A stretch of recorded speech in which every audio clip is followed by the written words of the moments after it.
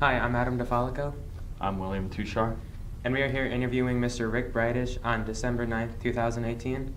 Jack Scherer and Ramiro Gonzalez are on camera. Where to go, and there were people who were pushing me to take risks and to do something different than stay on the South Side. They thought that would be good for me to do, and it took me a while to embrace that.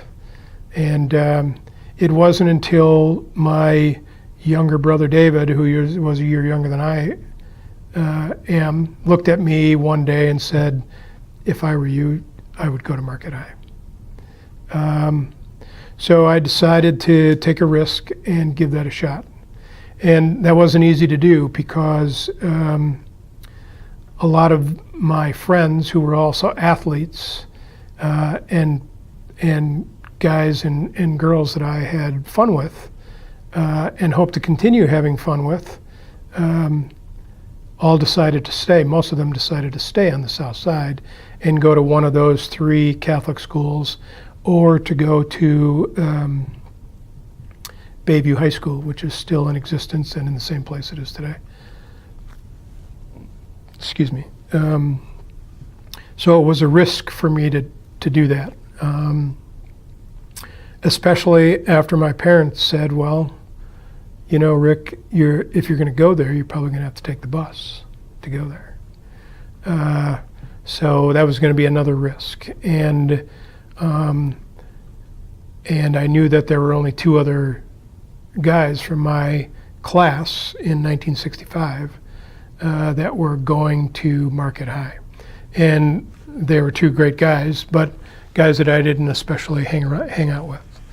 So that was another scare factor for me.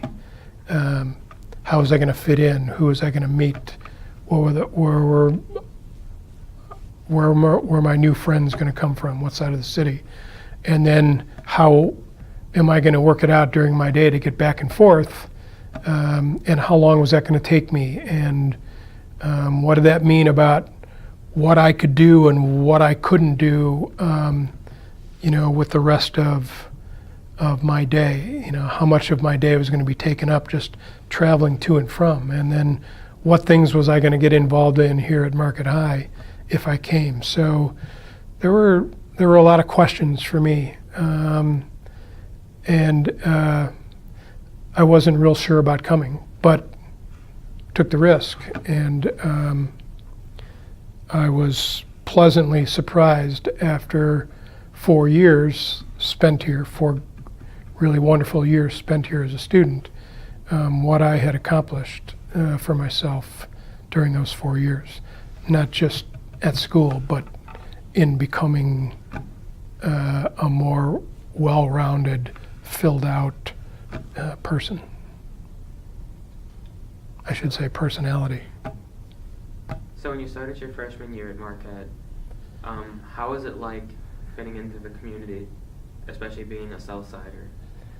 I felt I had no clue as to how many other Southsiders were also coming to Market High.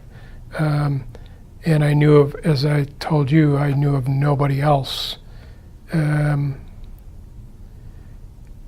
from other than the two guys from my class from Immaculate Conception that were here. I had a cousin who also lived in the South Side, who was a year ahead of me here as well, and tried to help mentor me, but he was dealing with his own stuff. So, and Marquette High had a reputation of being an elite school that whose student population was mostly from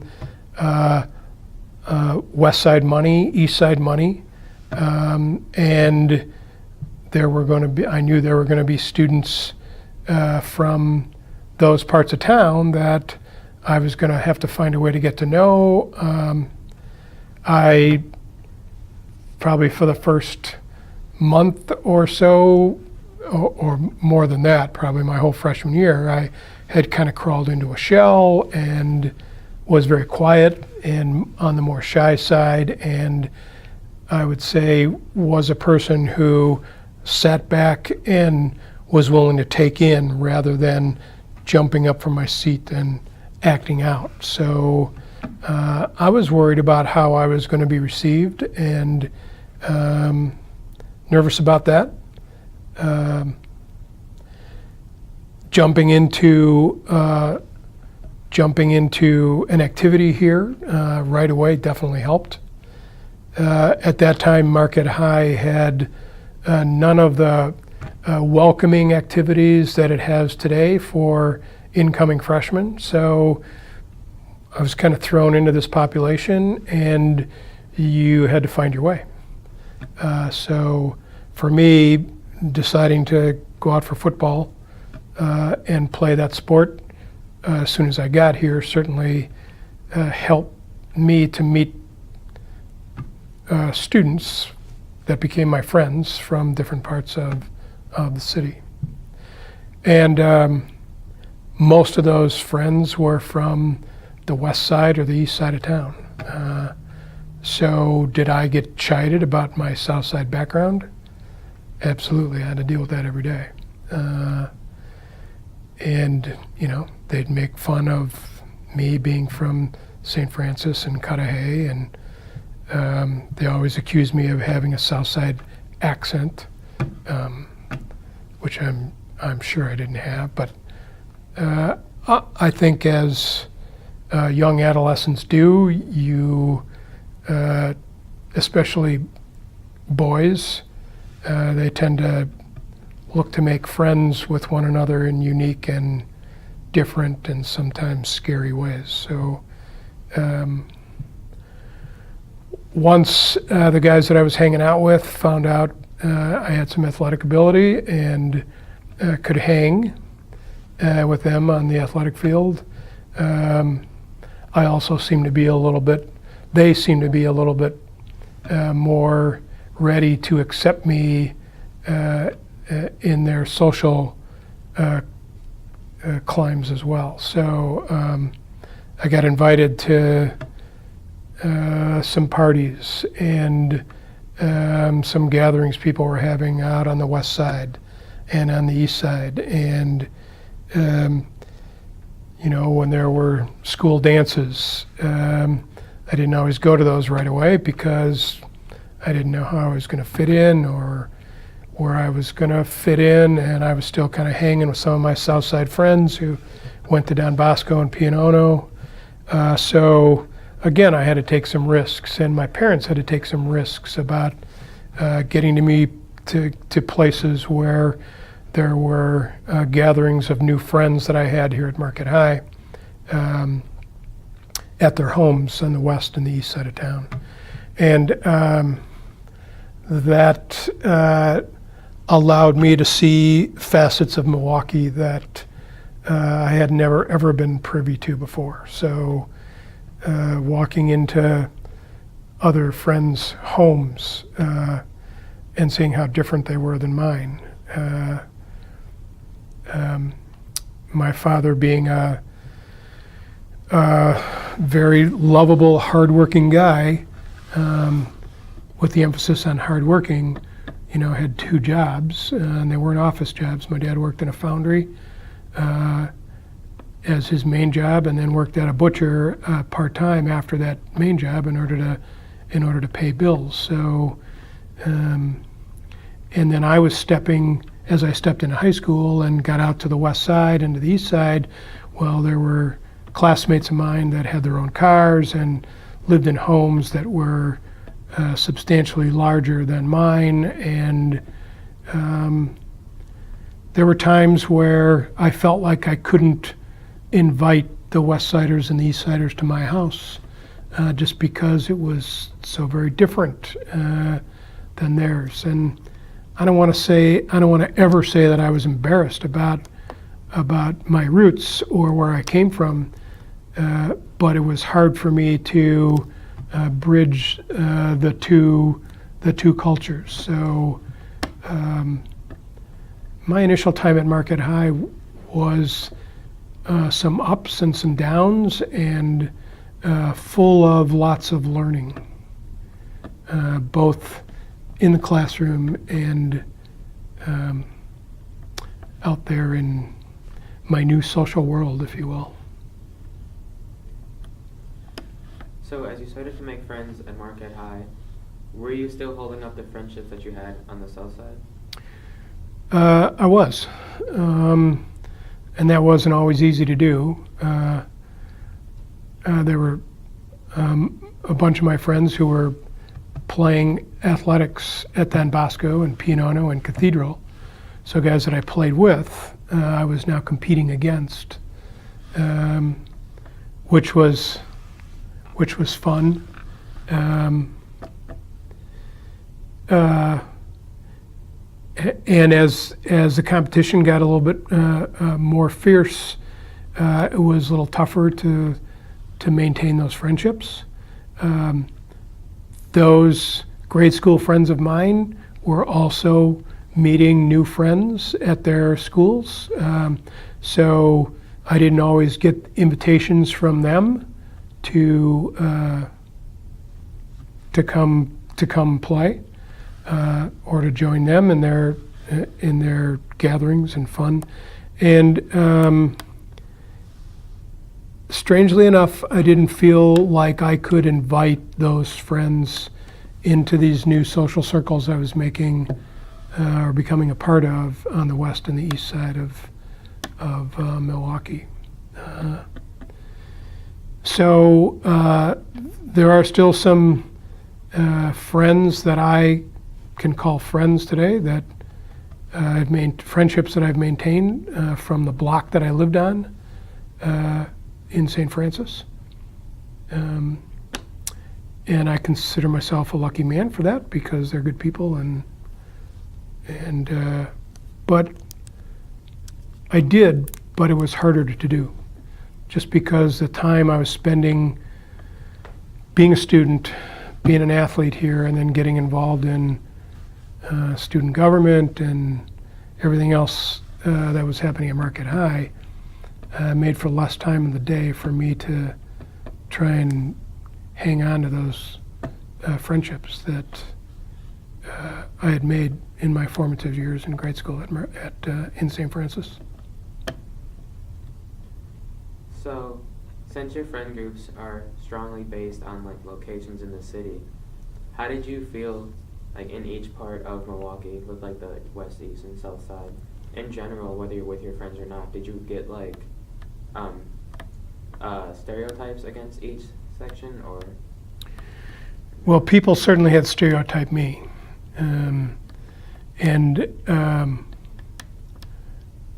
My friends, those guys that I would call my friends, did it lovingly. I look back today and say they did it lovingly, but they did it, and there was always a little piece of me that felt like I didn't belong.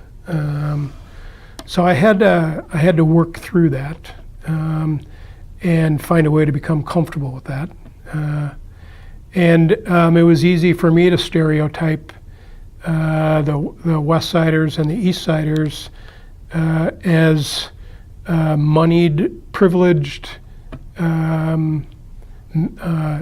boys and girls who came from homes and family incomes that were considerably larger in all ways than mine. So I did my own stereotyping, which probably wasn't as fair either. And the value systems were very different. I think that there was a lot that my West Side friends and East Side friends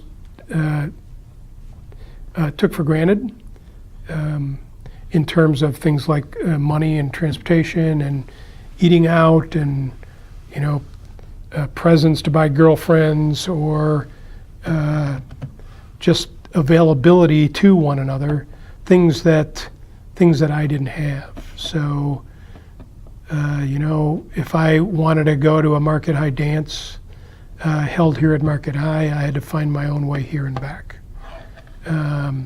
which meant on the bus because I was the oldest of 5 and my parents had one car and were raising 4 other kids and didn't have time to get me where I wanted to go. So And there were always, like there are today, in many instances, after parties, after a dance, or you want to go to Gillies for a burger or somewhere else to eat or whatever. I wasn't always privy to that because my curfew always seemed to be earlier than others, and I had to take in an hour bus ride. I had taken into consideration an hour bus ride from Market High down to St. Francis. That's how long it took me to get to school every day, and back home every day, an hour on the bus. So there were considerations that I had that were very different than the West Siders and the East Siders and the North Siders that I found myself in those circles. So yes, there was stereotyping going on. I would say on both sides. All right, then I'd say now's a good time for the first break. Okay. Okay, so can you tell us a little bit about your childhood, some of your first memories? Well, in the pre-interview, I told the four of you that I was born in Milwaukee, and for the first 3 or 4 years of my life, spent my time in Bayview. In fact, I lived on a street called Line Barger Terrace, which is right off Kinnickinnick Avenue in Bayview. And my brother and I lived in a lower flat with my parents, and the upper flat, my dad's parents lived in the upper flat. So I think my parents, after 3 or 4 years, were looking to expand and get their own home, and so they spent some time looking around the city and found an opportunity to build a home in St. Francis. So we lived in St. Francis until I graduated from Marquette High School. So living with your grandparents in Bayview, do you have any memory of what like the home environment was like there? Well, from what I remember, and from what I've seen on video that my parents took, which you guys have no idea what that was all about at that time. It was either a 12 millimeter or 16 millimeter film in a movie camera, and you had to take the film in and out in order to make the film. It looked like we had a fun, productive life. As a 3-year-old or a 4-year-old, I don't remember a whole lot, but we had a very nice backyard, and my parents were good, loving, caring parents. And from the things I remember on the film that I viewed, we picnicked, we played a lot. My parents were very eager to be good parents, and at the same time, good, strict Catholics, and raised us that way. So after the move to St. Francis, when you started getting more memories of the home environment, how was it then? St. Francis, although which was probably maybe a 15-minute drive further south, felt to us like it was 50 miles further south. So we didn't change parishes. My parents were very active in Immaculate Conception Parish, which is on Kinnickinnick and Russell Avenue in Bayview. And they loved the parish and wanted to stay there.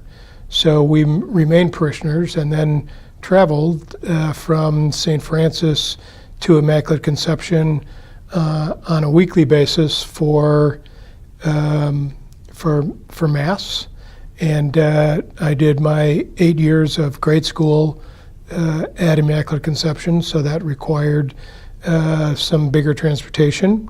In my formative years, when I started first grade, my parents drove me there until they felt I was old enough to hop on a bus. And then I hopped on what at that time was the 66 right on Kinnickinnic Avenue in St. Francis, and took me, I don't know, 20, 25 minutes to ride the bus down to Immaculate Conception. St. Francis life at that point, this was a small but new house that my parents moved into, didn't have a garage. I remember my father and my grandfather, who was a mason, who came to came to the United States from Sicily. So my grandparents, these are my mom's parents, were definitely old school, so we were very religious, fairly conservative, living in St. Francis. Those were some of my first boyhood friends. The neighbors, some of the neighbors that I have, that we had then, are still some of my friends today. And all of my earliest and best childhood activities, from sports to school to religion to my first job, were all about living in St. Francis, and growing up working with 4 other siblings. That all happened in St. Francis, and it was fun. So you said that you were taking the bus to Immaculate Conception. Mm-hmm. What was it like seeing the city on your own, or part of the city on your own, going from St. Francis to Bayview? Well, a little scary. First of all, just because I'd never taken the first time on that bus, I had never ever by myself. I had never done that before by myself. So my parents practiced with me until they felt I was comfortable enough and experienced enough to travel the bus. So I don't know how many of you have traveled city buses, but it can be an interesting culture in itself, in terms of just getting yourself to places on time and making sure that, you might want to edit that, and making sure that you were at the bus stop at the right time, and you were going to responsibly be there so that you could get to school on time and not be late. And then finding a place to sit on the bus, deciding who you were going to sit next to and what seats were available, or whether or not you were going to stand. People watching as the bus drove the city streets was very interesting. And there were a lot more stories that I could tell about driving a bus to Market High, living in St. Francis, than just 15 minutes down KK to Immaculate Conception. But it was my first foray really into being out kind of in the social world by myself and having to fend for myself with 30 or 35 or 40 or 50 people who were on a bus traveling the same way with me. So it was scary at first, and then fun, and I got to know some of the bus drivers and some of the same people who were on the bus at the same time I was. So the bus became more friendly and a more secure place for me to travel throughout the city as I did it more. And then, I got to develop, as I felt more comfortable and viewing what the bus passed. Bayview as a city became more comfortable to me and less fearful. It was always a very pleasant community, but if you're a young grade school guy out there on your own, you're looking everywhere just to make sure that you're going to be safe and in a safe place. All right, we could talk more about the bus stories in the high school years then, but sticking with your time in Immaculate Conception, what was it like at that school environment? What was it like? Well, Immaculate Conception had grades kindergarten through 8th grade. It was taught by the Mercy Nuns. So I had nuns for teachers. The church had a pastor and a couple of assistants who were priests. So for me, my daily experience there was about going to Mass before school every single day. It was about making sure that I had enough food for the day, and this is, of course, all with the help of my parents. But so before I left home, I packed a breakfast, I packed a lunch, and at that time, you had to abstain from food for 3 hours before you received communion. So I got up and couldn't eat breakfast at home if I had intended to go to Mass before school started, because I had to refrain from eating. So I packed a breakfast that we were allowed to eat in my first hour class at Immaculate Conception. And it was there that I really grew my roots as a student, as kind of a shy, a little bit introverted grade school student that blossomed into, humbly, I say, an athlete. Those were my first athletic experiences in grade school at Immaculate Conception, especially football and basketball. It was the first time I ever had a girlfriend, was at Immaculate Conception. And I learned the routines that I needed to own, and the discipline that I needed to own to be at that time a good student, a good Catholic, a good son and family person, and a good athlete. And I was lucky enough to have good people around me, priests, nuns, parents, and other adults of my friends, parents of my friends, that helped shape who I was about to become as well. So do you have any teachers or coaches who really impacted your life that you were close with? At Immaculate Conception, there was one nun that I recall. Well, there's more than one nun that I recall, but the couple nuns that affected my life were a nun by the name of Sister Mary James. There was another nun by the name of Sister Mary Alethea. And those nuns, and they were young women who wore habits. Today you wouldn't maybe recognize that a woman is a nun walking down the street today, because they don't wear the same kind of habits that they did back in the 1950s and 60s.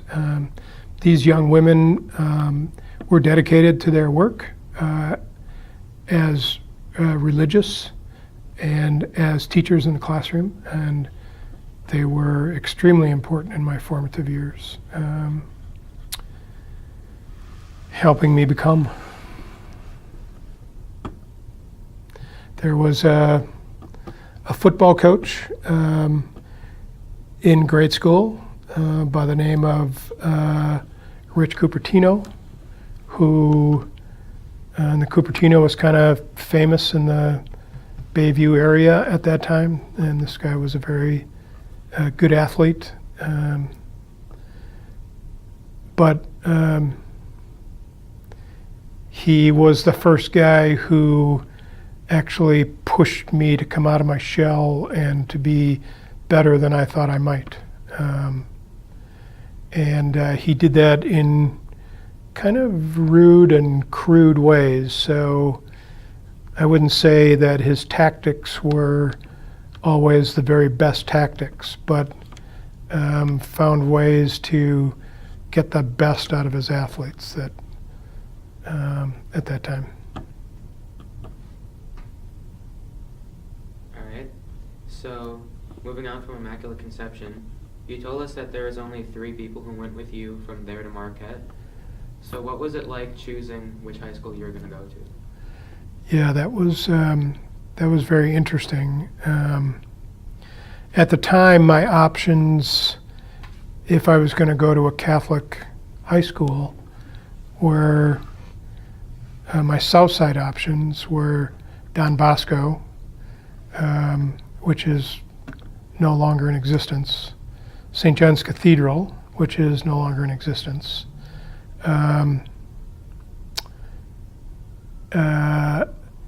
St. Thomas More, which combined Don Bosco students with Pianono students. So Pianono was an option for me. So those were the 3 South Side high schools, St. John's Cathedral, Don Bosco, or Pianono at the time. And Marquette High was a stretch for me. I had 2 uncles that went to Marquette High, and I had a cousin, an older cousin, at Marquette High as well. So it was a tough decision for me to decide. That was my first intro, if you will, to the potential violence that there could be in politics. And even though I didn't, my family wasn't living in poverty, I would describe us as lower middle class income folk, my family. There were people who were living in poverty, and there were people who didn't have jobs. There were people who didn't have an income that kept them at the poverty line, which today I think is $25,000 for a family of 4. Back then, I don't know the stats back then, but it was my first glimpse on TV, reading the newspaper, that there were very poor people living in the city of Milwaukee. And I had to find a way to become comfortable traveling near or in some of those circles in order to get to school and to come home. So that widened my eyes considerably. And, you know, I try to remember back to my own family and some of the discussions that we might have had as a family about that, about the fact that there still are, and were poor people living in Milwaukee, and where do they live, and why don't we go there? Why don't we travel there? We never had those discussions at our family table.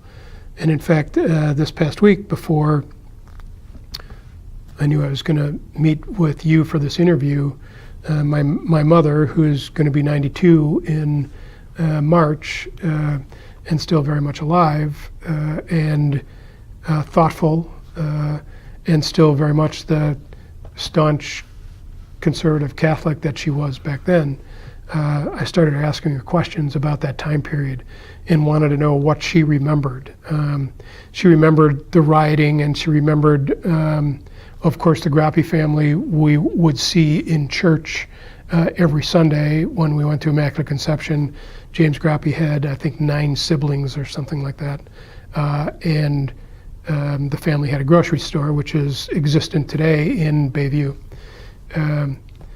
So she remembered, of course, and is still friends with some of the Groppi family today. So she remembered Father James Groppi and what he was doing and what he was supporting. But I don't ever remember having family discussions about what we might be doing or how fair or just is the rioting that's going on, and what should be our party line, family line in our own discussions and feelings about those poorer than us or those of us of a different color. I don't remember ever having those family table discussions, and I think I attribute that to my dad not always being home for dinner, because when we had dinner, he was working the second job, and my mom was, besides what she did for me, was caring for 4 other my siblings. So we didn't always talk politics and didn't get into as much of the social fabric at the time, which I think she regrets a little bit, and I do too, because it could have been helpful for all of us as we began to form our own opinions about truth and justice and what's right and what's wrong. Marquette High was very good for me in that it provided me with values, justice values that I obviously hold to this day. And the travel back and forth and what was going on in the 60s, not just in Milwaukee, but all over the country, in terms of race and social justice, were prevalent. You couldn't pick up a newspaper without reading about something happening in another city in the United States with regard to racial equality and justice. So that time period for me was exciting, a little scary, but helped me understand that I could step out there and voice a point of view and not be afraid to voice a point of view.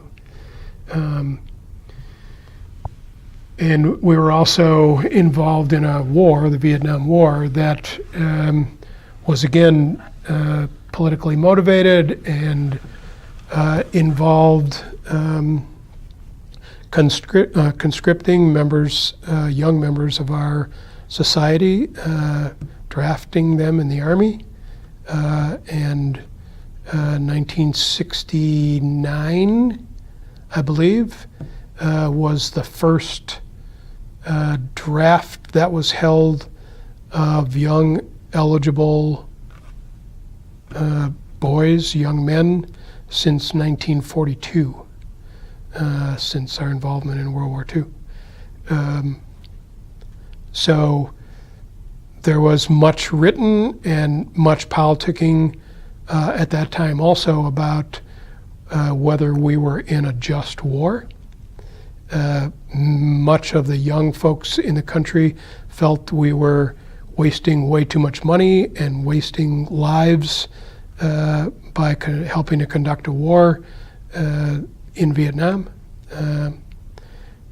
And there were many people who were dodging the draft, who were moving to Canada if they didn't have a college deferment or didn't have a physical ailment that was going to defer them from being drafted. So there was lots of talk and discussion about patriotism and again, justice. How dare we take our military halfway across the world to a place and presenting them with our own views of justice. Many people thought that that wasn't the right way to go and were very outspoken about that. So not only was there protests, marches going on throughout the country with regard to race and social justice, there were also marches and protests, and some of them violent, going on in different parts of the country with regard to the Vietnam War. And that was very much a part of my freshman year in college after I graduated from Market High. So I was lucky in that when I graduated from Market High, I had the opportunity to go to college. So I had a college deferment, and the way the draft worked at that time, they threw 366 days to cover leap year into, they were in clear eggs, if you will, into a jar, and they randomly drew. And I think they drafted the first either 165 or either 165 birth dates or 195. I don't remember which one. April 17th, which was my birthday, would have been number 260 drawn. And they stopped at, I believe, 195, feeling they had enough men that they were going to draft at 195. So I got lucky. I also had the college deferment in my pocket, so I could defer for 4 years being drafted into the Army. But if I didn't have the deferment and the college deferment, and I had been one of those 195 that had been birthdays that had been pulled out of the jar, it would have been an interesting decision for me. There were friends of mine at Market High that got drafted, and most of them survived the Vietnam War, but they have ugly stories about that war and just about war in general. And I feel many are scarred for life because of their war experience. So I consider myself blessed and lucky that, number one, I had the college deferment, and number two, my draft number was high enough where I wasn't going to get drafted. So I was alleviated of the decision that I might have had to make. And that decision would be, well, do I go to war or do I go to Canada? And there were some of my friends who made the decision to go to Canada.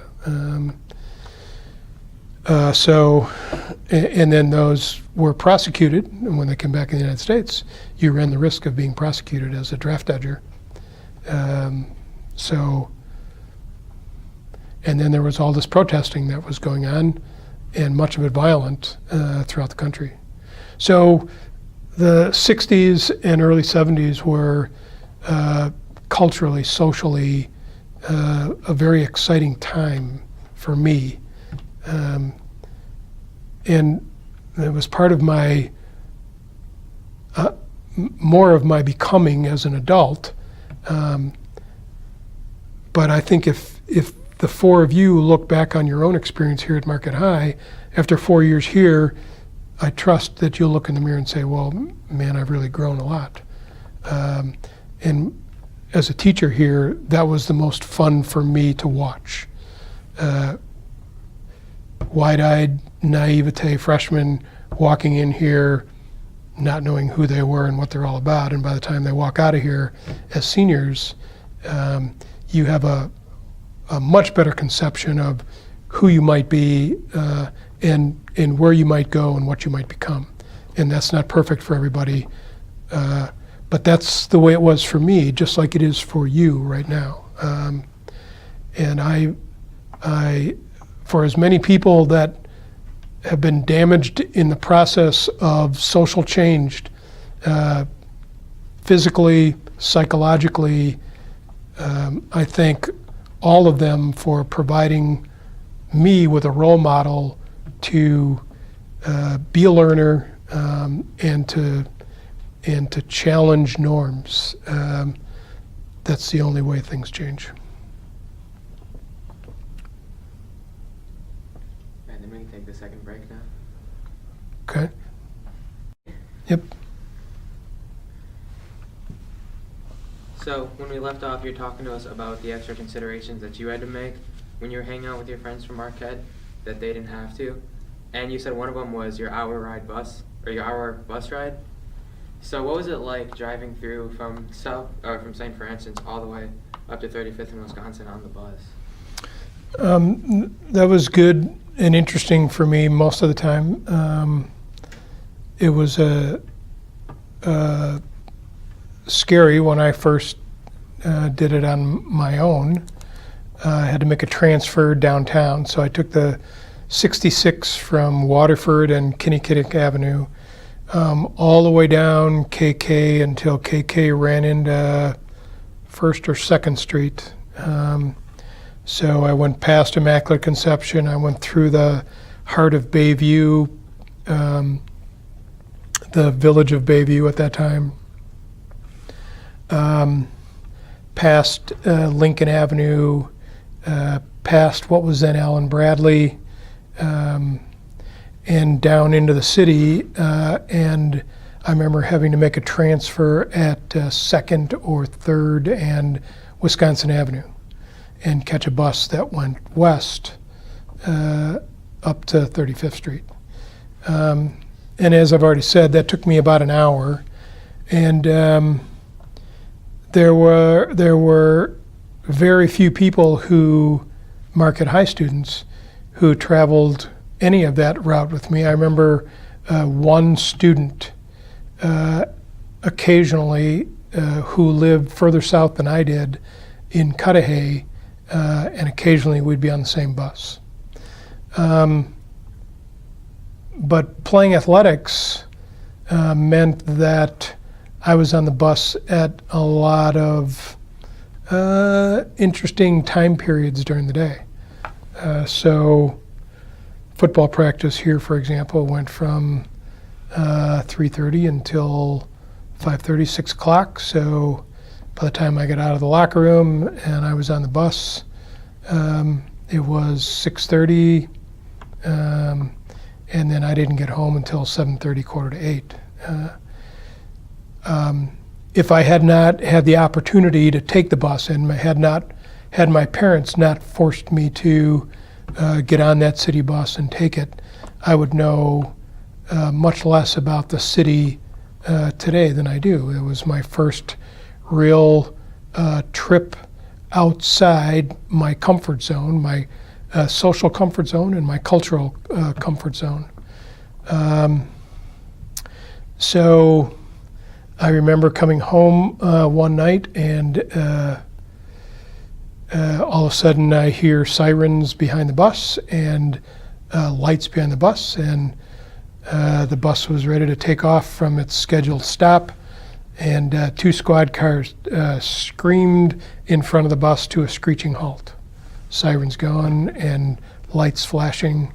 I'm on the bus. I usually tried to sit in the back, and this was a time maybe where I would people watch and find out what people were like and what kind of clothes they wore when they got on the bus from different parts of the city, which was fun, but also maybe to do some homework or some reading. Well, there were 4 policemen who got on that bus after they forced the bus to a screeching halt, and the bus, you could hear a pin drop in the bus as the policemen walked up and down the bus, and they were obviously looking for somebody. I was admittedly very scared. I think this was my sophomore year as I was traveling home from a practice. And I was sitting about 3/4 of the way back. The policeman walked by me, and the aisle was narrow, so they inadvertently touched my shoulder, and I'm going, oh my God, what did I do? I paid my bus fare, so I don't think I can be arrested for not paying my bus fare. And I walked all the way to the back of the bus and then came back up, and 3 seats ahead of me, all of a sudden the policeman grabbed one guy, and another policeman grabbed another guy sitting next to him, and they handcuffed the 2 guys and took them off the bus. Very scary, very scary.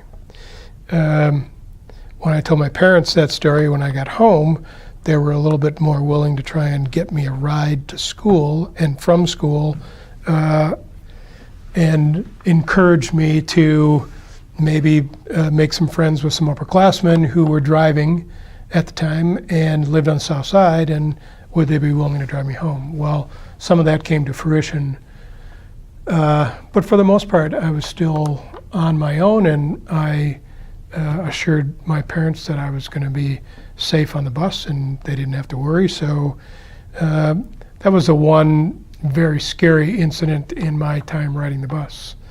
But I have to say that as much as I thought that was going to be a pain in the butt for my 4 years, as I look back at it now, I think it was very good for me because, again, it forced me out of my comfort zone, pushed me to take a risk, pushed my parents to take a risk, and trust that I could be out away from home and be responsible and make good decisions, and that I was going to be safe in doing so. So I think that was good for all of us. And I thank my parents for pushing me and then giving me the responsibility to stay safe and to make good, responsible decisions. So, and I got, of course, chided by many of my friends for having to take the bus home. Hitchhiking was big at that time. So you'd stand on do you guys know what hitchhiking is? Stand on the side of the road and put your thumb out and hope somebody would come and pick you up. That was, back in the 60s, a safe way to travel. My parents, however, wouldn't allow me to do that. And that would have been another risk for me. And it's even more of a risk in today's world.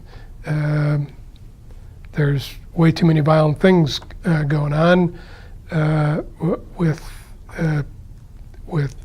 young adults, adolescents that try to hitchhike and get picked up, and it's a whole lot crazier today than it was then. It was more of a safe way to travel back then. But my parents didn't allow me to do that. So, thanks for asking about the bus. It was a big part of my, I think, development as a responsible person. I had to know the bus routes. I had to be responsible to be places on time. And after I got off the bus at home, I had to walk 4 blocks yet in order to get home, which wasn't much of anything, considering the books I lugged home and the practice I had just been to and the sleep I wasn't going to get because I still had 3 hours of homework, like all of you do, I'm sure. Alright, so as we go through your time at Marquette High, in your junior year in 1968, there were riots going around the nation, including Milwaukee, which were partly based on Vietnam and also race riots. Did you have any connection with those, or how did those impact your life? Well, the biggest connection I had with those, those 2 events, the Vietnam War and the racial situation here in Milwaukee. The second one, the race discord, which is still very much paramount here in Milwaukee today. As a parishioner at Immaculate Conception, our family had been part of the parish for a long, long time. Father James Groppi and his family were parishioners at Immaculate Conception also. And Father James Groppi was a white Catholic priest, and I would say a catalyst for those in our city who were vying for equal housing and a decrease in police brutality. And he was an outspoken priest, and the Archdiocese kind of let him be that person. He was very involved in the NAACP, the National Association for the Advancement of Colored People, and especially with their youth groups. And he was one who advocated the necessity of pushing our politicians, white and of color, to do a better job making Milwaukee a more just place for everybody to live. So 1967 in Milwaukee, downtown Milwaukee, 3rd Street from, I would say, State to State and then north to, I don't remember, excuse me, there were riots that occurred. And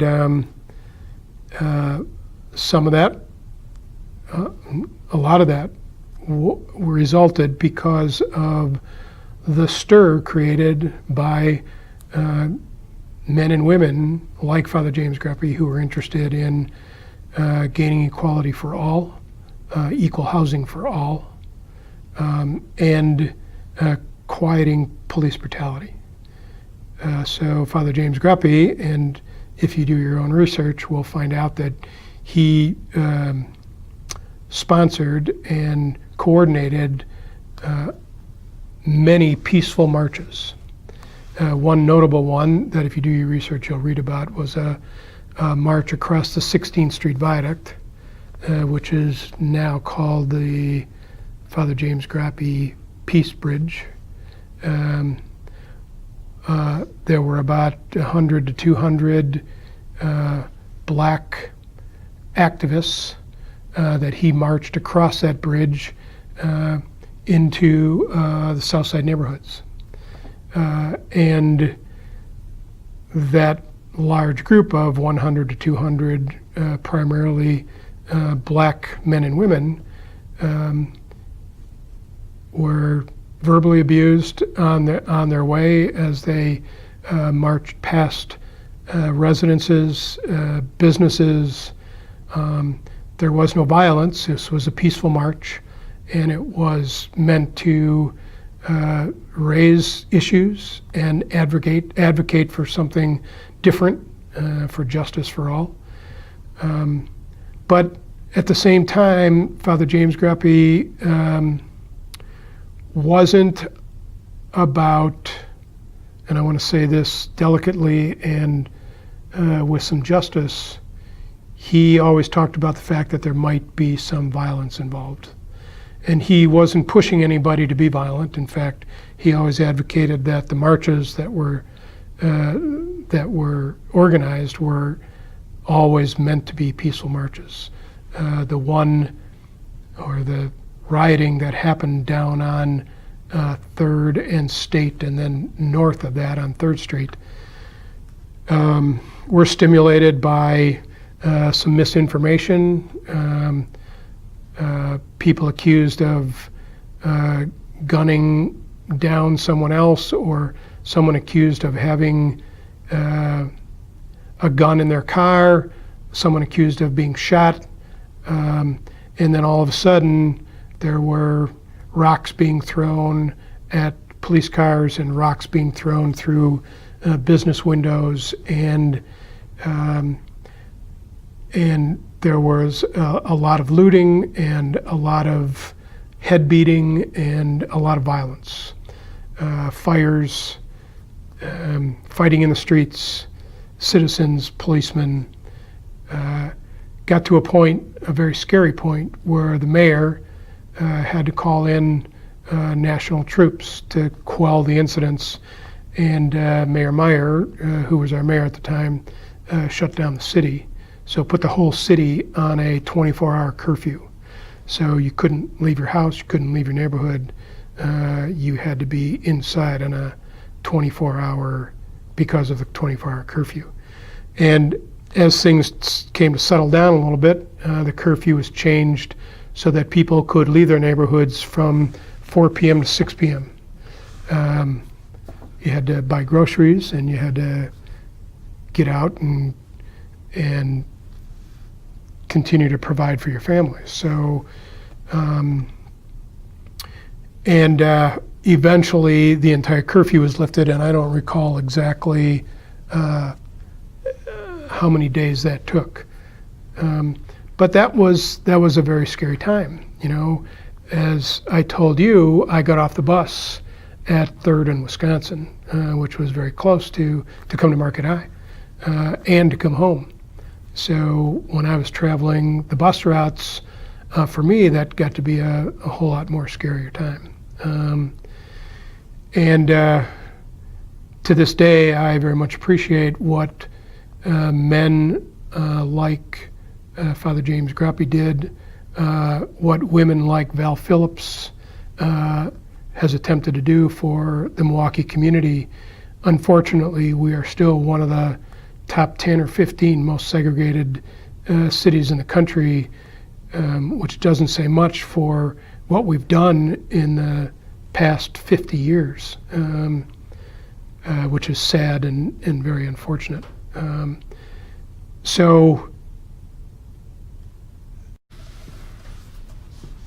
when we left off, you were talking to us about how Marquette shaped you as a person. Were there any important people that you met here during your time that have affected your life? Oh my God, there are too many to enumerate. The simplest answer to that is yes. I'm so lucky to have come here.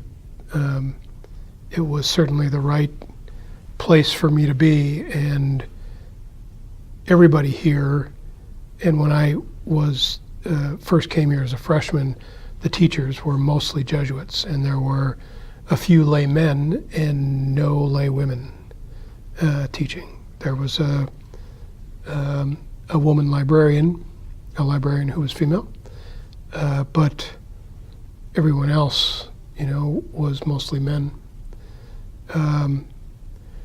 And most of the men were Jesuits.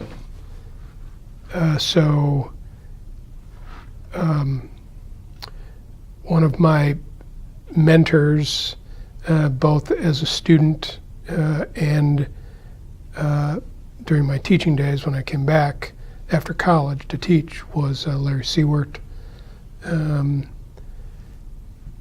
He's still very much alive today and has been involved not only at Market High for many, many years, but Nativity Jesuit and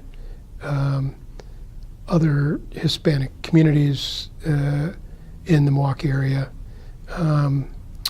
Jesuit priest, Father Don Driscoll, was very influential in helping me discern a path.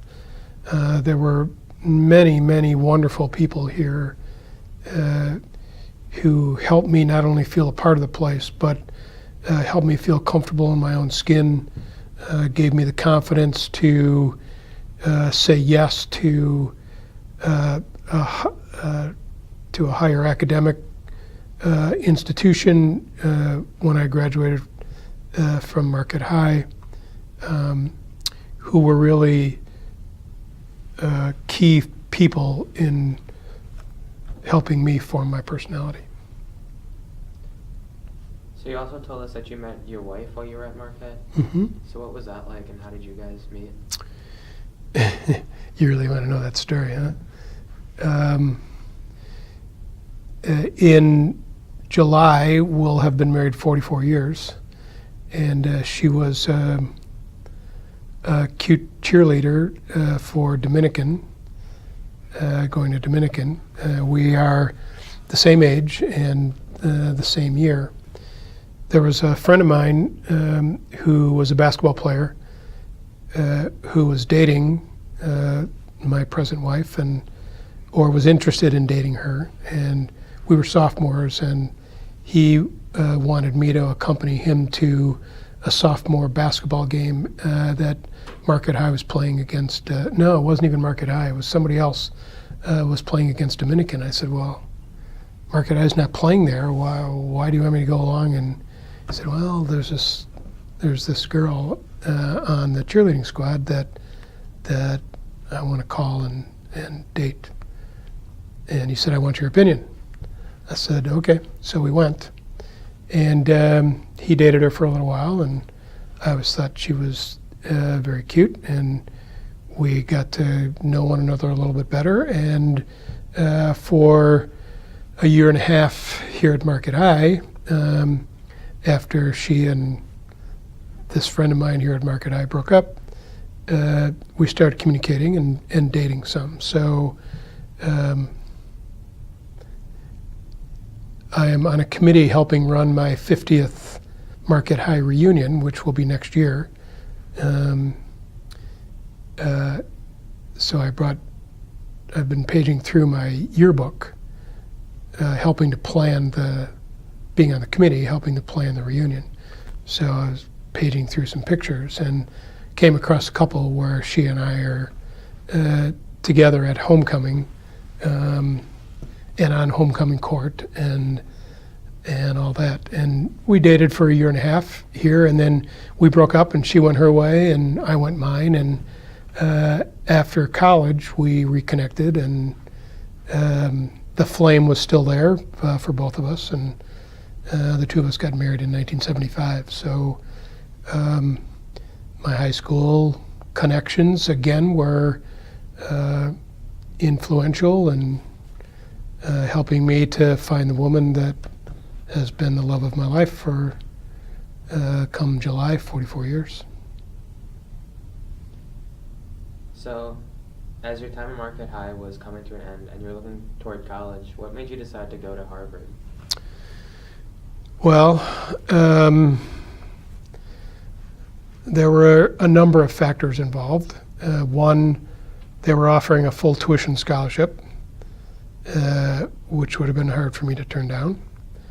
Number two, there were a number of people who were encouraging me to apply and to go. And to be perfectly honest, I was not the smartest guy here at Market High. So when someone mentioned applying to Harvard to me, I kind of spat on that and said, come on, you gotta be kidding. And there were certain people who kept encouraging me to apply, both here at Market High and outside of Market High. There was my uncle, who worked for Northwestern Mutual, had one of his colleagues there was a Harvard grad, and we met, and he was encouraging me to apply also.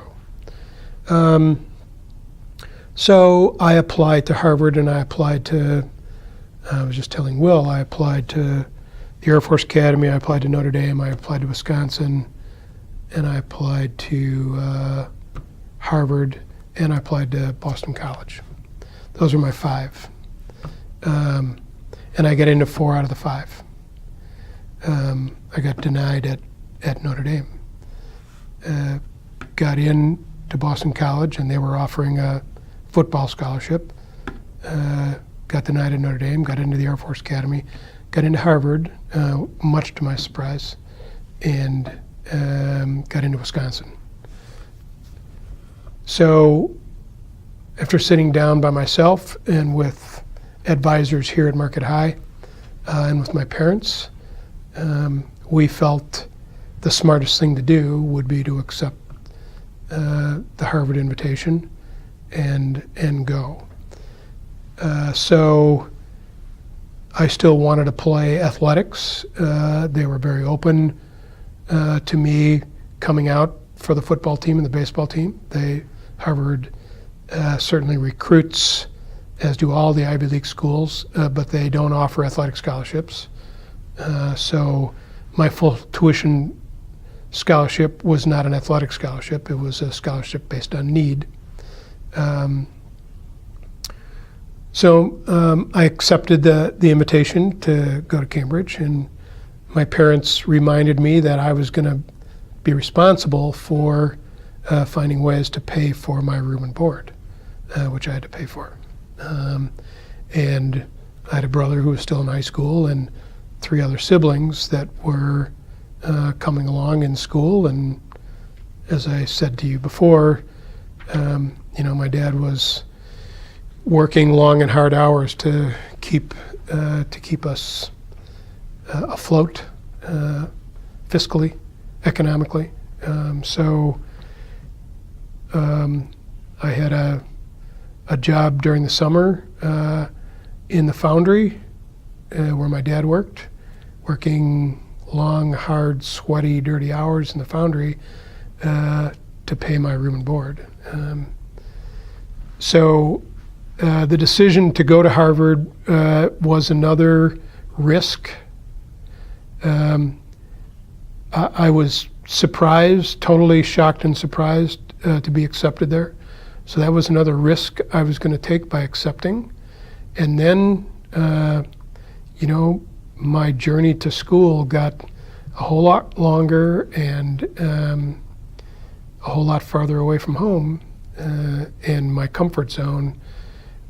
So for me to accept that meant that I was more comfortable taking risks and trusting that a risk that I was going to take was going to be okay. When I got out there, I felt I was the dumbest guy on campus. And it took me almost a full year to feel like I belonged. So that was another stretch for me, and a good stretch that, again, helped fill out what kind of personality I was going to be and become.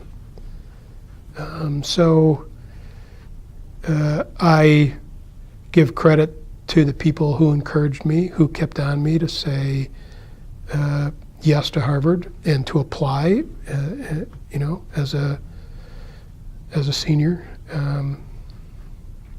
and to have the confidence that I could leave home, cross the country, and come back from that okay, and in a better physical and philosophical and mental capacity than I was before I left. So after you moved out to Cambridge, what was it like spending 4 years away from home and going to one of the hardest universities in the nation? Well, you described it as one of the hardest. After a year, I found out that academically I was well prepared to be there.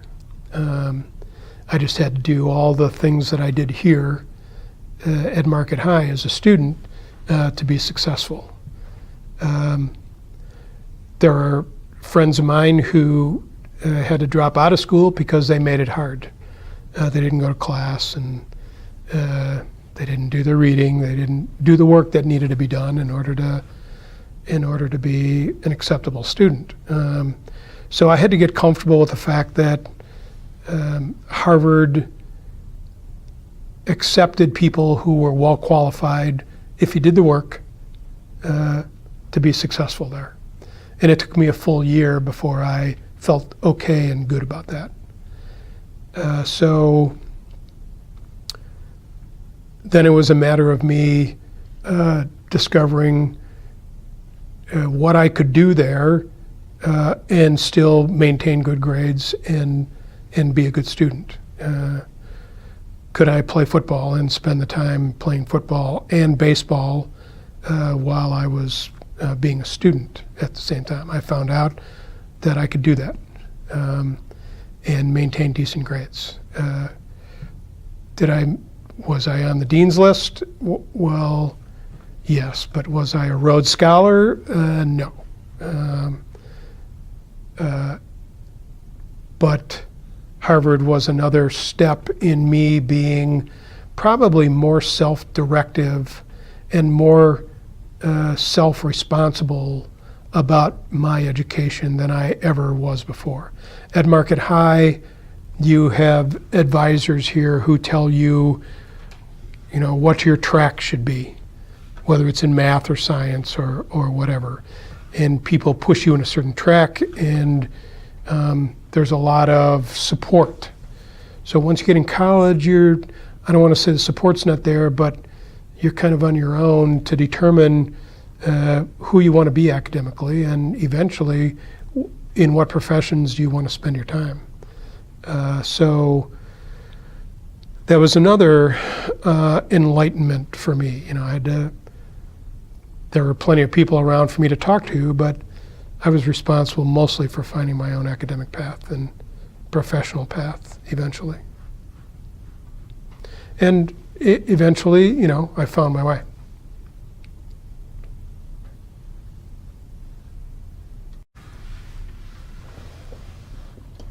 So after your time at Harvard, you decided to come back to Milwaukee. What was that like, returning home after being away for 4 years? I came home, I think, tired, physically and psychologically.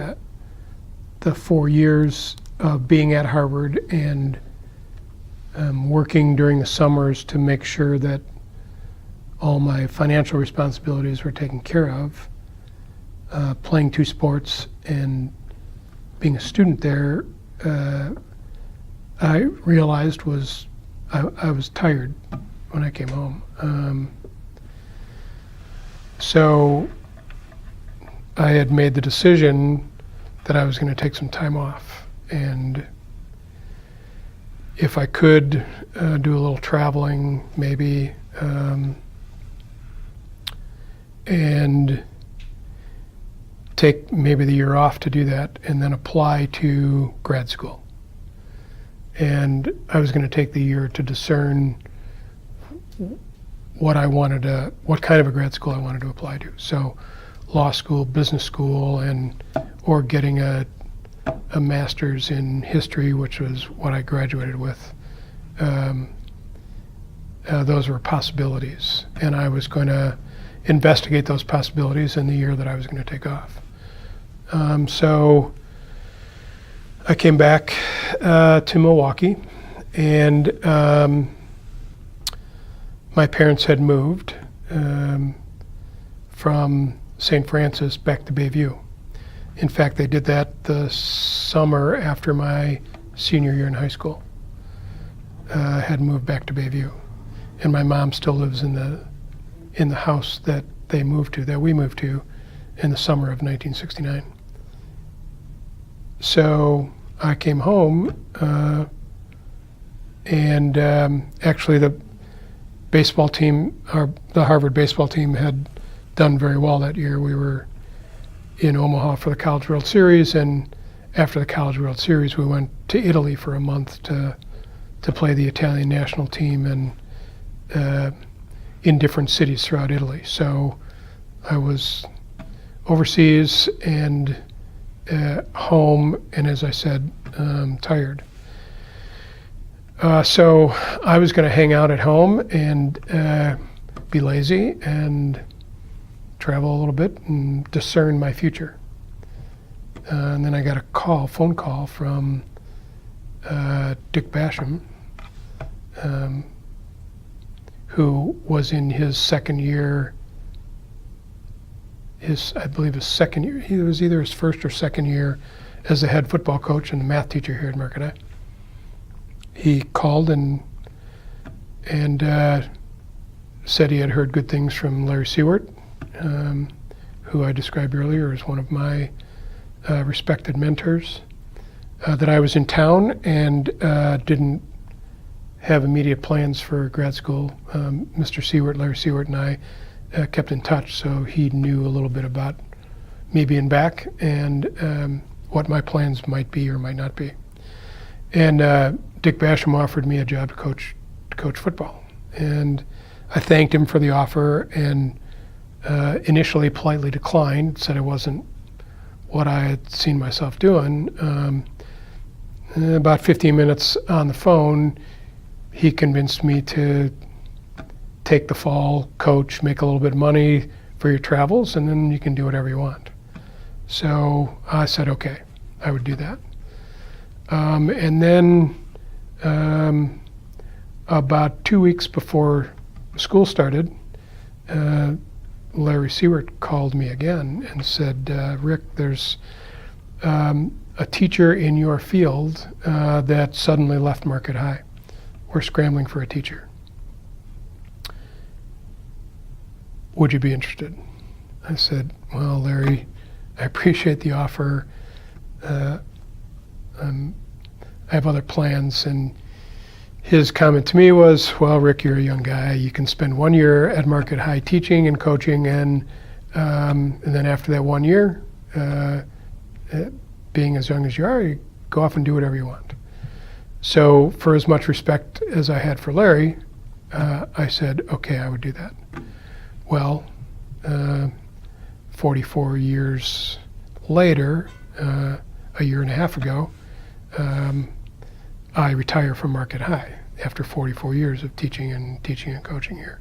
So the place had a huge impact that Market High did. It had a huge impact on me while I was a student, and has had a huge impact on me for the 44 years that I spent here as a teacher. So I dove into responsibilities here that administration and my teacher colleagues threw at me, and thoroughly fell in love with what was going on here.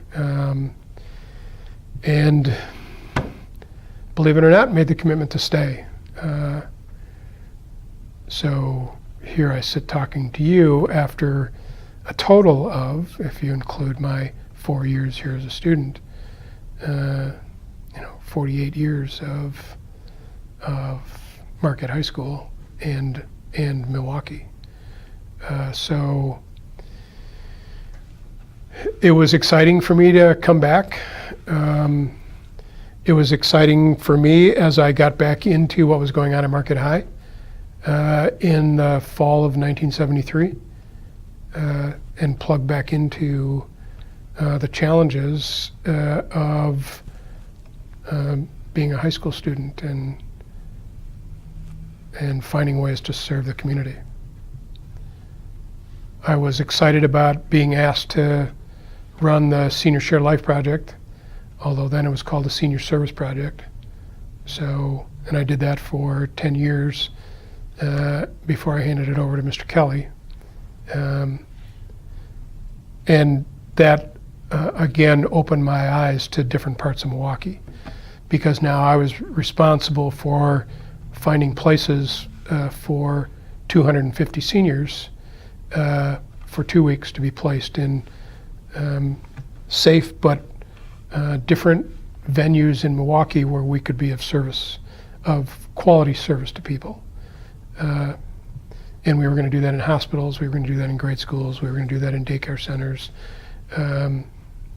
And we were one of the first here to begin taking trips to different parts of the country. So there was a group of Glen Mary mission fathers in Vanceburg, Kentucky, in the Appalachian Mountains, where we sent buses of seniors to go help be of service whatever they can to the people in Appalachia who were very poor and attempting to live productive lives. So our guys were working on farms, they were digging ditches, they were building barns, they were building latrines, they were helping out the Glen Mary missionaries down there with the poor folk of Vanceburg, Kentucky. So a very worthwhile project, but again, got me connected to Milwaukee especially. There was a small contingent we sent down to Vanceburg, Kentucky. The majority of the 250 seniors were involved in, as you all know about the Shared Life Project now at Market High, the Senior Social Service Project as it was then. So I was excited about that. All right. Well, is there anything else about your life that we didn't ask that you would like us to talk about? Oh my gosh. My life as it's connected to Milwaukee.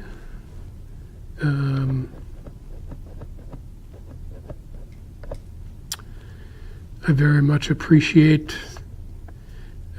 nothing more than my appreciation for the place.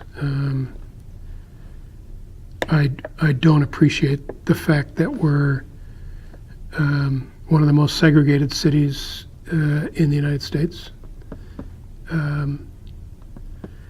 And because we are, I have grown an appreciation for finding out, discovering ways to make it different.